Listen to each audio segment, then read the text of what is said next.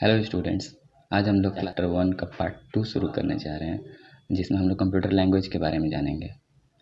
अ, जैसे कि आप लोग जानते हैं कि हम लोग को एक दूसरे से बातचीत करने के लिए, कम्युनिकेट करने के लिए लैंग्वेज का, भाषा का ज़रूरत पड़ता है।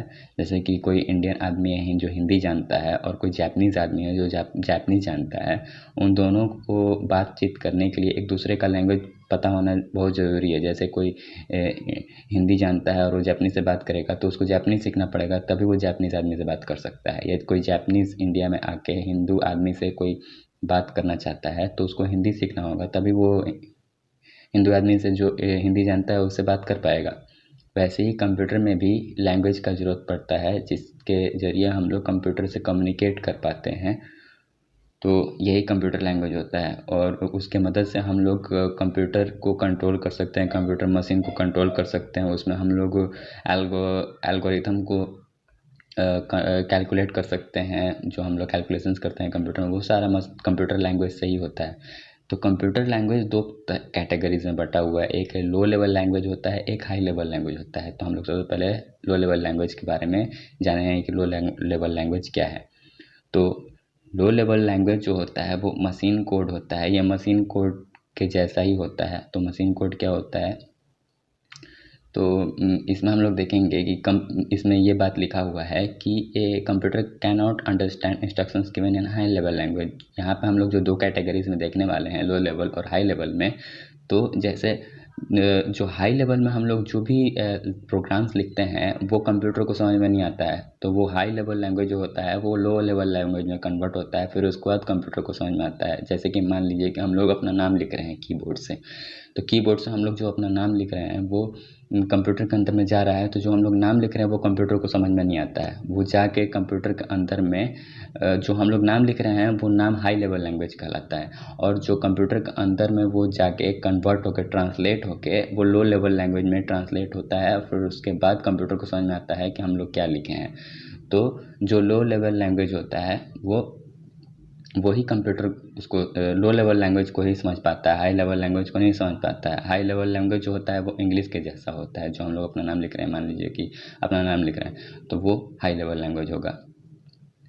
कंप्यूटर जो है वो लो लेवल लैंग्वेज में क्या वो समझने की कोशिश करता है। तो जो लो लेवल लैंग्वेज होता है वो मशीन लैंग्वेज जैसा होता है, जिसमें 0 और 1 का इस्तेमाल होता है।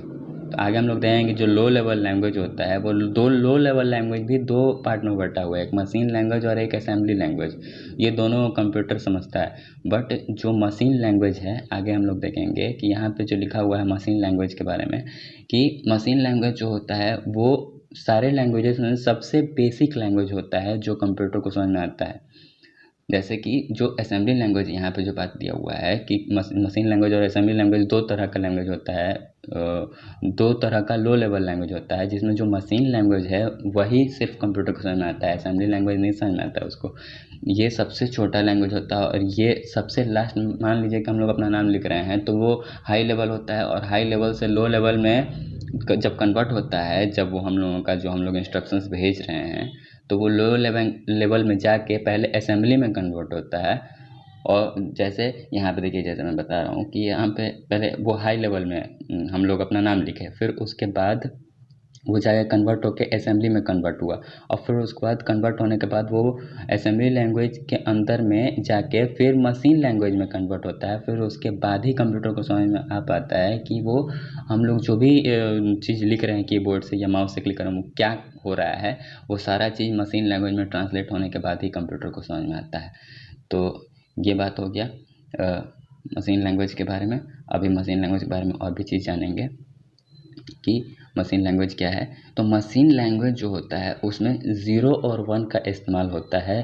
जो भी चीज़ हम लोग अपना नाम लिख रहे हैं या जो भी काम कर रहे हैं कंप्यूटर पे, तो वो कंप्यूटर के अंदर में जाता है और वो 0 और 1 में कन्वर्ट हो जाता है। तो 0 और 1 क्या है, तो जैसे हम लोग कीबोर्ड अपना चलाते हैं तो जो भी बटन दबाते हैं ना, वो सारा बटन जो होता है वो इलेक्ट्रिक पल्स में कन्वर्ट हो जाता है। इलेक्ट्रिक पल्स मीन्स हम लोग जो बटन दबाते हैं, जो भी की होता है, अलग अलग की होता है, वो सारा अलग अलग की का अलग अलग इलेक्ट्रिक पल्स होता है। तो कंप्यूटर मान लीजिए कि हम लोग प्रेस कर रहे हैं तो के प्रेस कर रहे हैं तो के का अलग इलेक्ट्रिक पल्स कन्वर्ट होकर कंप्यूटर के अंदर में जाएगा। ए टाइप कर रहे हैं तो ए का इलेक्ट्रिक पल्स अलग होता है, तो वो सब अलग अलग की का अलग अलग इलेक्ट्रिक पल्स होता है। तो वो सारा इलेक्ट्रिक पल्स कंप्यूटर के अंदर में जाता है, बट वो सारा कन्वर्ट होके 0 और 1 में बदल जाता है। मान लीजिए कि अगर इलेक्ट्रिक पल्स नहीं है तो कंप्यूटर 0 उसको मानता है, और अगर इलेक्ट्रिक पल्स प्रेजेंट है तो उसको 1 मानता है कंप्यूटर। और ऐसे ही कंप्यूटर को हम लोगों का भाषा, हम लोगों का हाई लेवल लैंग्वेज समझ में आता है उसको। तो अब देखते हैं कि जो मशीन लैंग्वेज है उसका एडवांटेज क्या, उसका अच्छाई क्या है। तो जो मशीन लैंग्वेज है वो बहुत फास्ट होता है और कंप्यूटर को बहुत जल्दी समझ में आता है, बट इसके लिए कोई ट्रांसलेटर का ज़रूरत नहीं पड़ता है कंप्यूटर को। कंप्यूटर डायरेक्टली मशीन लैंग्वेज बहुत आसानी से समझ जाता है। अब आगे देखते हैं कि उसका डिसएडवांटेज क्या है। मशीन लैंग्वेज का डिसएडवांटेज ये है कि सारे कोड्स को हम लोग अगर मशीन लैंग्वेज पढ़ना चाहेंगे तो सारे कोड्स को हम लोगों को पढ़ना पड़ता है, याद करना पड़ेगा, रिमेंबर करना पड़ेगा। यहाँ पे ये बात लिखा हुआ है कि रिमेंबर करना पड़ेगा। और सब लोगों के लिए, सारे लोगों के लिए, एवरीवन्स के लिए ये इतना आसान नहीं होता है। मान लीजिए कोई बात लिखा हुआ है मशीन लैंग्वेज में, उसको उसमें अगर कोई एरर है, कोई गलती है, तो वो गलती को पता करना बहुत आसान नहीं होता है। उसमें बहुत सारा हम लोगों को टाइम लगता है उसको खोजने में, उसमें एरर्स खोजने में। मशीन लैंग्वेज जो होता है वो मशीन पे डिपेंडेंट रहता है। मान लीजिए कोई कंप्यूटर में मशीन लैंग्वेज गया है तो वो मशीन लैंग्वेज सिर्फ उसी कंप्यूटर में काम करेगा, दूसरे मशीन में नहीं काम करेगा। मान लीजिए पर्सनल कंप्यूटर में है तो पर्सनल कंप्यूटर का मशीन लैंग्वेज अलग होता है, सुपर कंप्यूटर्स का मशीन लैंग्वेज अलग होता है। वैसे ही अब हम लोग लो लेवल लैंग्वेज में सेकेंड पार्ट में आते हैं, असेंबली लैंग्वेज। तो असेंबली लैंग्वेज जो होता है, जैसे हम लोग देखें कि मशीन लैंग्वेज में 0 और 1 को सिर्फ कंप्यूटर समझता है और उसमें कोई ट्रांसलेटर की ज़रूरत नहीं पड़ता है, वैसे ही असेंबली लैंग्वेज में सिर्फ 0 और 1 का इस्तेमाल नहीं होता है। इसमें अल्फ़ा न्यूमेरिक, यहाँ पे ये बात लिखा हुआ है, इसमें अल्फ़ा न्यूमेरिक सिंबल्स का यूज़ होता है। अल्फ़ा न्यूमेरिक को नेमोनिक कोड्स भी कहा जाता है, अल्फ़ा न्यूमेरिक को नेमोनिक कोड्स भी कहा जाता है। और ये मैक्सिमम 5 लेटर्स का हो सकता है। जो भी ये लैंग्वेज असेंबली लैंग्वेज लिखाता है इसमें सिर्फ 5 लेटर्स होते हैं। मान लीजिए मैक्सिमम 5 लेटर्स होते हैं, उससे कम ही रहेगा। जैसे एडिशन के लिए ADD लिखाता है, सब्ट्रैक्शन के लिए SUB लिखाता है। ऐसे अलग अलग चीज़ के लिए हम लोग शॉर्टकट्स में यूज़ करते हैं। इसमें हम लोग अल्फ़ा न्यूमेरिक, जो ये बात लिखा हुआ होता है, अल्फ़ा न्यूमेरिक मीन्स अल्फ़ाबेट और नंबर्स, अल्फ़ाबेट और नंबर्स को मिलाकर नेमोनिक कोड्स कहा जाता है। मान लीजिए कोई हम लोग प्रोग्राम लिख रहे हैं असेंबली लैंग्वेज में, तो हम लोग ADD लिख दिए, AD लिख दिए, 4 लिख दिए, तो ये हो गया नेमोनिक कोड। इसी को नेमोनिक कोड कहा जाता है और इसी को असेंबली लैंग्वेज भी कहा जाता है। ये सिंबॉलिक है, इसमें सिंबल्स यूज़ होते हैं। इसमें सिंबल्स भी यूज़ हो सकते हैं, जैसे डॉलर का साइन डाल दिया हम लोग तो वो हो गया डॉलर का साइन। ये तो हम लोग ये डाल दिया, तो ये सिंबॉलिक प्रोग्रामिंग लैंग्वेज भी इसको हम लोग करते हैं। और इसको समझने के लिए बहुत प्रैक्टिस का ज़रूरत पड़ता है, बहुत प्रैक्टिस का ज़रूरत पड़ता है असेंबली लैंग्वेज को समझने के लिए। ये इसमें हल्का फुल्का इंग्लिश का भी यूज़ होता है। जैसे यहाँ पे हम लोग AD लिखे थे तो इंग्लिश का भी यूज़ हो रहा है, सिंबल्स का भी यूज़ हो रहा है, नंबर्स का भी यूज़ हो रहा है। तो ये सारा चीज़ हुआ। लास्ट में देखते हैं क्या लिखा हुआ है, the language mainly helps in compiler orientation. हाँ, इसमें ये बात कि मशीन लैंग्वेज में जो है उसमें ट्रांसलेटर का तो ज़रूरत नहीं पड़ता था कंप्यूटर को समझने के लिए, बट असेंबली लैंग्वेज को समझने के लिए कंप्यूटर में ट्रांसलेटर होता है, जो असेंबली लैंग्वेज के होने के बाद, जैसे हम लोग शुरू में देखे थे कि पहले हाई लेवल लैंग्वेज, फिर उसके बाद असेंबली लैंग्वेज, फिर उसके बाद मशीन लैंग्वेज। तो जो मशीन लैंग्वेज है वो लास्ट वाले को ट्रांसलेट करने की ज़रूरत नहीं है, कंप्यूटर को समझ में आ जाएगा। बट असेंबली लैंग्वेज में अगर कोई चीज़ दिया गया है तो असेंबली लैंग्वेज में को मशीन लैंग्वेज में बदलने के लिए ट्रांसलेटर का ज़रूरत पड़ता है ना। और वैसे ही हाई लेवल से असेंबली में बदलने के लिए भी ट्रांसलेटर का ज़रूरत पड़ता है। तो ये सारा बात है असेंबली लैंग्वेज के बारे में। अब आप आगे देखते हैं एडवांटेज क्या है, असेंबली लैंग्वेज का एडवांटेज क्या है। तो इसका एडवांटेज ये है कि ये बहुत आसान होता है, क्योंकि इसमें हल्का फुल्का इंग्लिश का भी यूज़ होता है, नंबर सिंबल्स हम लोग इस्तेमाल करते हैं। मशीन लैंग्वेज से थोड़ा सा ईजी होता है, बट उतना भी ईजी नहीं होता है, बट मशीन लैंग्वेज से ईजी होता है। इसमें एरर्स को फाइंड करना थोड़ा आसान होता है और इसको हम लोग बदल भी सकते हैं अगर कोई दिक्कत आ रहा है तो। इसका डिसएडवांटेज, इसका खराबी क्या है कि ये मशीन लैंग्वेज जैसा ही मशीन डिपेंडेंट होता है। मीन्स जो मशीन पे काम कर रहे हैं हम लोग, उसी में सिर्फ ये लैंग्वेज वर्क करेगा। सेकंड पॉइंट देखते हैं, since it is machine depend the program must also have the knowledge of the hardware. Means अगर वो मशीन डिपेंडेंट अगर कोई भी लैंग्वेज है तो उसको समझने के लिए जो प्रोग्रामर्स है, जो प्रोग्रामर्स हैं, जो प्रोग्राम जो लिखते हैं, उसमें उन लोगों को हार्डवेयर्स के बारे में भी पता होना चाहिए कि कौन से हार्डवेयर पर वो वर्क कर रहे हैं। अब आगे हम लोग देखते हैं मशीन हाई लेवल लैंग्वेज के बारे में। जो दो तरह का लैंग्वेज हम लोग शुरू में कैटेगरीज में हम लोग देखे थे कि दो तरह का लैंग्वेज होता है, एक मशीन लैंग्वेज और एक असेंबली लैंग्वेज। तो लो लेवल लैंग्वेज और हाई लेवल लैंग्वेज दो तरह का लैंग्वेज होता है। तो ये तो हम लोग का कंप्लीट हो गया। अब हम लोग देखते हैं हाई लेवल लैंग्वेज के बारे में। तो हाई लेवल लैंग्वेज क्या है देखते हैं, चलते हैं वहाँ पे। असेंबली लैंग्वेज यहाँ पे लिखा हुआ है, तो high level language high level language यहाँ लिखा हुआ है। तो हाई लेवल लैंग्वेज जो है वो इंग्लिश के जैसा होता है। मीन्स हम लोग उसको बहुत आसानी से पढ़ सकते हैं, समझ सकते हैं, बहुत आसान होता है। उतना भी आसान नहीं होता है प्रोग्राम समझना, बट ये लो लेवल लैंग्वेज से बहुत इजी होता है। और इसमें क्या होता है कि सेकंड लाइन में हम लोग ये देखेंगे, purpose of developing high level language is to enable people to write programs easily. हाँ, ये बात बहुत इंपॉर्टेंट हो गया कि जैसे लो लेवल लैंग्वेज हम लोग समझना बहुत मुश्किल हुआ करता था, तो हाई लेवल लैंग्वेज को इसीलिए डेवलप किया गया ताकि जो लोग हैं, जो प्रोग्रामर्स हैं, प्रोग्राम को बहुत आसानी से लिख सकें इंग्लिश लैंग्वेज में, है ना। इसलिए हाई लेवल लैंग्वेज को कन्वर्ट किया गया। हाई लेवल लैंग्वेज भी सिंबॉलिक होता है, इसमें सिंबल्स यूज़ होते हैं जैसे असेंबली में यूज होते थे। इसमें इंग्लिश का इस्तेमाल ज़्यादा होता है, सिंबल्स का भी इस्तेमाल होता है। इसमें मैथमेटिकल सिंबल्स का भी इस्तेमाल होता है, जैसे ये हो गया, ये मैथमेटिकल सिंबल है, क्वेश्चन मार्क हो गया। तो ये सारा मैथमेटिकल सिंबल्स का भी यूज़ होता है हाई लेवल लैंग्वेज में। हाई लेवल लैंग्वेज को पढ़ना और उसको लिखना थोड़ा सा क्या लो लेवल लैंग्वेज से बहुत इजी होता है। बहुत तरह के हाई लेवल लैंग्वेजेस हैं। हाई लेवल लैंग्वेज का टाइप्स बहुत सारा है। जैसे यहाँ पे लिखा हुआ है कि many languages have been developed for achieving a variety of task. अलग अलग काम करने के लिए अलग अलग हाई लेवल लैंग्वेज को बनाया गया है। जैसे में हम लोग देखेंगे कैटेगरीज में कौन कौन सा कैटेगरी है। तो सबसे पहला कैटेगरी है अलजेब्रिक फार्मूला टाइप प्रोसेसिंग। तो ये जो लैंग्वेज है इसमें हम लोग जितना भी अलजेब्रिक काम करते हैं, कंप्यूटर में कैलकुलेशन करते हैं, यहाँ पे सॉल्विंग मैथमेटिकल कैलकुलेशन लिखा हुआ है, स्टैटिस्टिकल प्रॉब्लम्स होते हैं, उन सब को सॉल्व करने के लिए अलजेब्रिक फार्मूला टाइप प्रोसेसिंग वाले लैंग्वेज का इस्तेमाल होता है। और ये हाई लेवल लैंग्वेज होता है। तो ये कितने तरह का होता है, तो बेसिक होता है, फोर्ट्रेन होता है। बेसिक का फुल फॉर्म लिखा हुआ है।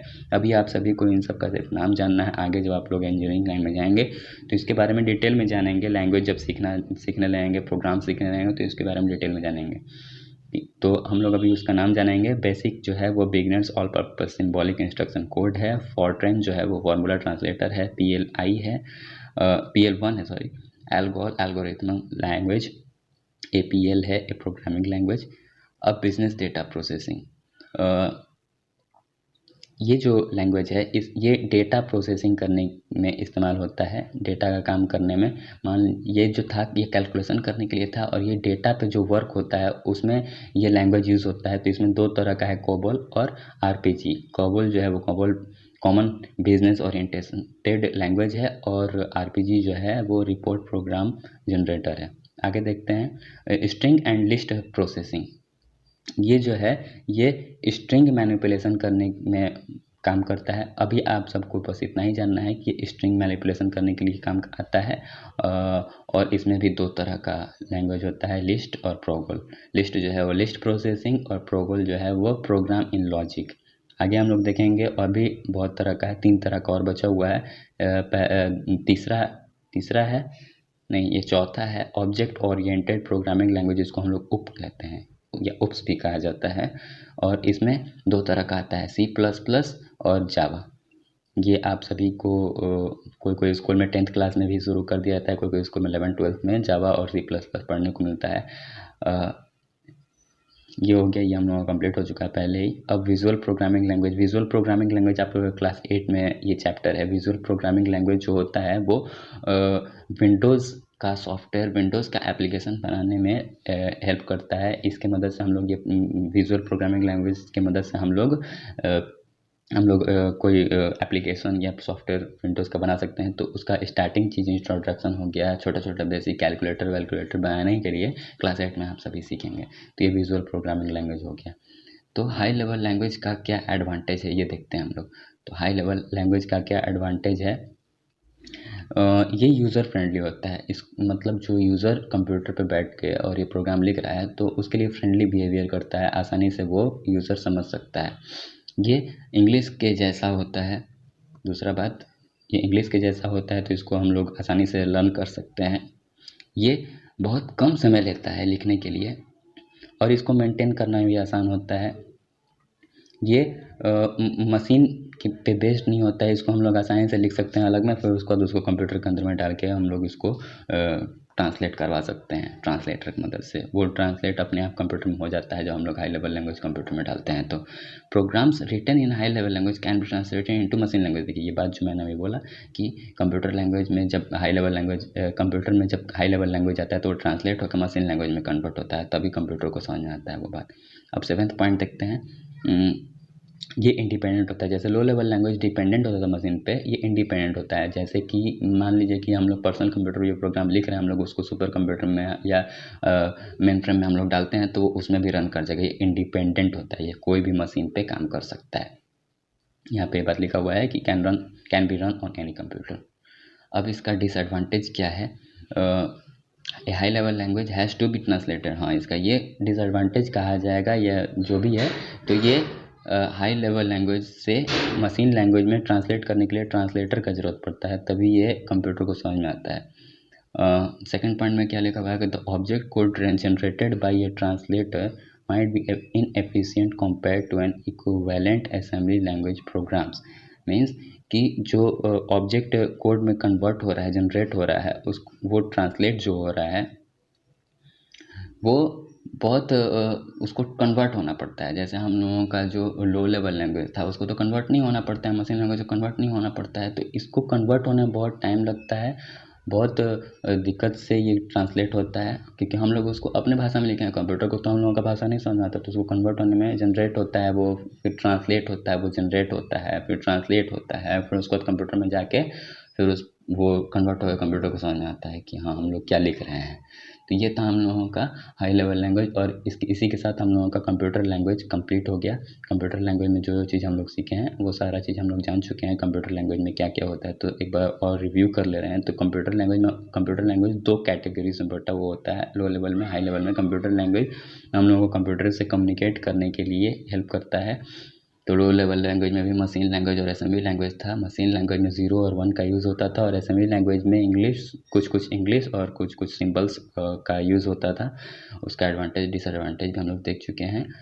फिर लास्ट में एट लास्ट हम लोग हाई लेवल लैंग्वेज देखे थे। हाई लेवल लैंग्वेज इंग्लिश के जैसा होता है, उसको पढ़ने में लिखने में बहुत आसान होता है, कम टाइम लगता है, और बहुत टाइप्स का हम लोग हाई लेवल लैंग्वेज देखे थे। इसका एडवांटेज भी देखे हैं और इसका डिसएडवांटेज भी कंप्लीट हो चुका है। तो आज हम लोग क्लास कंप्लीट हो गया है। Thanks for today. Have a good day.